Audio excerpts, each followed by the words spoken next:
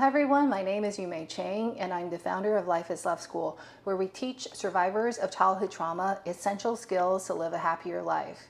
Today's topic is gaslighting. Gaslighting is an incredibly important topic because it's one of the most common form of psychological abuse that abusive people use to try to control you. Now, what is gaslighting? Gaslighting is where they manipulate you to try to make you feel that you're crazy. They distort reality, so you start to question what you saw, how you feel, and the state of things. If you're destabilized this way, it makes you that much easier to control, and that's why they do it. Especially for survivors of childhood trauma, a lot of survivors are susceptible to being gaslit again in adult relationships because their own parents were gaslighters. So I'll give you some examples of what might have happened in childhood. So let's say that a child came home from school feeling really sad because she was bullied in school.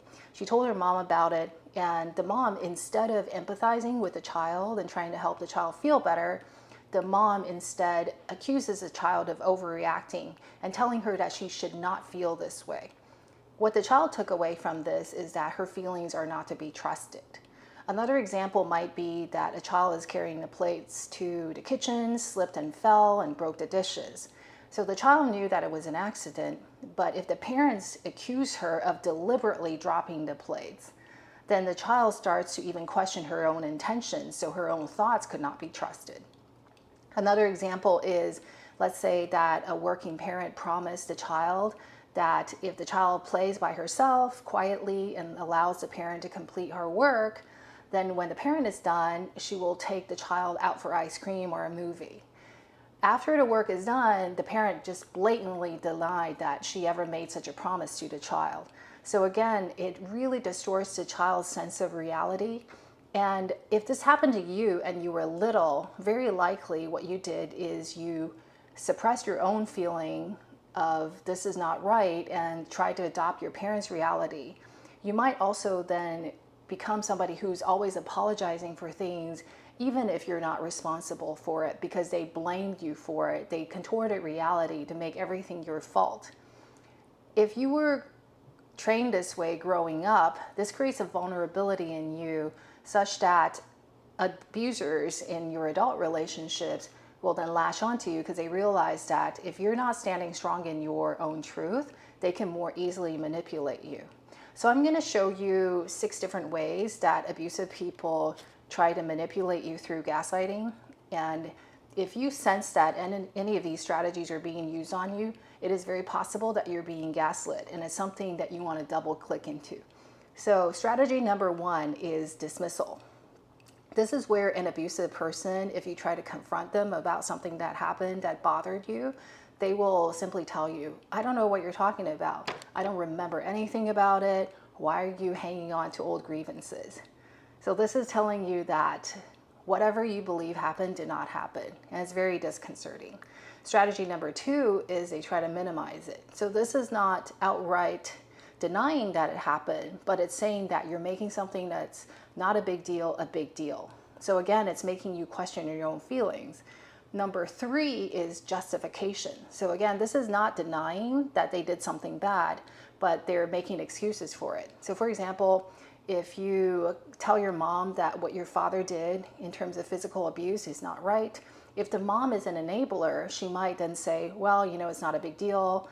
Every parent hits their children. Obviously that's not true, but it's justifying their actions. Another one might be, oh, he's only doing it because he really cares about your schoolwork. So he beats you up because he wants you to always get A's. Again, these are horrible excuses. It's simply a way that abusive people use to try to manipulate you. Another strategy they use, strategy number 4, is called diversion. So this is if you try to have a discussion with them about something that happened, they will bring up any other topic, so you can never discuss it. So literally they're like a slippery fish, you can never catch them. And this ties into another strategy they use, strategy number 5, which is withholding. So they just brush off any attempt that you try to have a conversation. So these two are very similar, whether they switch a topic or they simply say today is not a good day, maybe another day, and the other day never comes. Strategy number 6 is a dangerous one. This is where they actually counter you or negate you. So these people are actually questioning your memory. They're creating details or denying things that happened. And sometimes they go as far as creating new things that never happened. And this is basically outright disavowing the truth. So this mom, instead of using justification for why the father was physically abusive, she might simply say, I don't know what you're talking about. Your father never hit you. So this is truly crazy making. And then number 7, which is the last one, is discrediting. So this is very dangerous, especially if people do this to you at work to discredit you. They might say, well, you always exaggerate, or you're just crazy, or you don't remember things right, you always overreact. So they label you as somebody who doesn't know what she's talking about.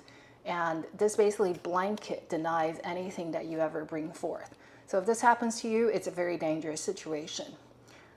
Now, how do you know if you're being gaslit? Besides checking these 7 strategies to see if they're being used on you, your feelings are also a very strong indicator. If you're being gaslit, it does not feel good. So there's something wrong. Definitely don't suppress the feelings, double click into it. So some of the common symptoms that shows that you might be gaslit is you're constantly feeling confused. You feel like you're going crazy, or you're constantly doubting yourself. Did I remember this right? Maybe they remembered it right. Did this actually happen? So you're questioning your own reality, and you start to distrust yourself. You start to distrust other people, and you might also constantly assume that you did something wrong, like everything is your responsibility.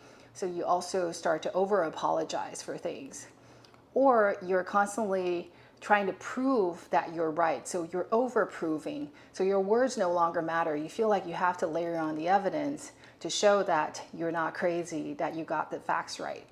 And then another one, which is really pernicious, is if you stay in a bad relationship for a long time, eventually you might start to gaslight yourself. So then you start to make excuses for yourself or for the abuser for why they did this to you, as if you deserved it.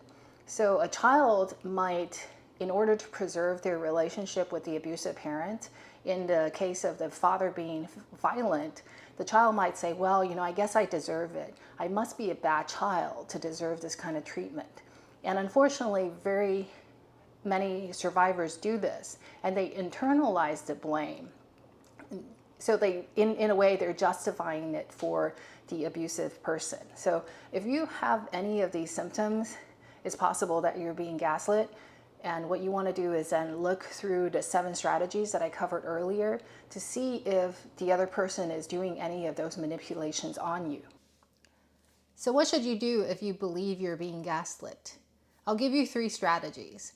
Number 1 is you want to make sure that you're actually being gaslit. Just because you're having a conversation with somebody and they don't agree with your point of view or they see things differently, it doesn't mean that they're gaslighting you. They simply have a different opinion. Gaslighting has a lot to do with intentions. Gaslighters want to destabilize you, make you doubt your own realities, so you become easier to control.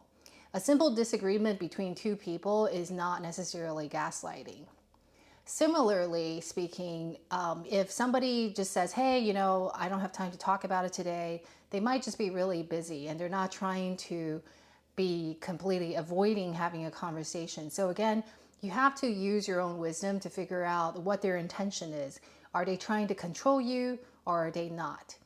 Step number 2 is to stand firm in your own reality.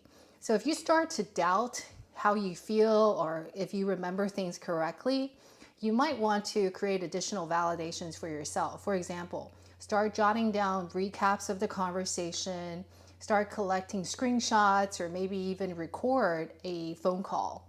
It's not to use in a court of law, but literally to prove to yourself that yes, you do remember things as they happened. It just helps you stand even firmer in your own version of truth. Step number 3 is to stay calm and don't engage. A lot of times gaslighters will never own up to the fact that they're trying to gaslight you. But it's equally important that you call them out, Because by calling them out, you're basically signaling to them that, hey, I am not somebody that you can control. So if they're trying to distort your reality, be calm, but state very firmly that, no, this is not how it happened. And if they continue to argue with you, you could simply say, I don't see things the same way. That is not how it happened, but I do not wish to engage with you further on this. So you're shutting down the conversation because more engagement simply gives them more hooks to try to manipulate you.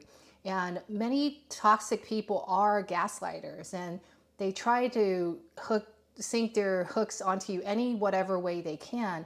So when you decide to walk away, you're setting a boundary to protect your own energy. And a lot of times that is the most effective way to deal with gaslighters. So in recap, if you suffered childhood abuse where your parents were actually gaslighting you, you may be extra vulnerable to being gaslit again as an adult.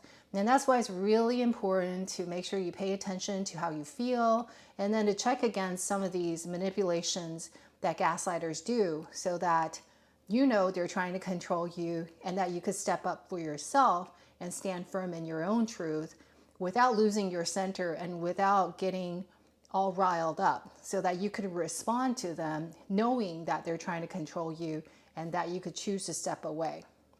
A lot of times the best thing that you could do with people that are trying to control you through gaslighting is to recognize that they are dangerous and to question whether it's meaningful to continue the relationship or not. I hope you find today's conversation helpful. As always, please like and subscribe so that you get notified of future episodes. By liking this and subscribing, you also help this video reach more people that need to get this information. And feel free to leave a comment. I read every single one of them, and I'm more than happy to answer your questions. And check out some of the links in the show notes, which has useful information for you on how to love yourself more and how to heal. Until next time, have a great week.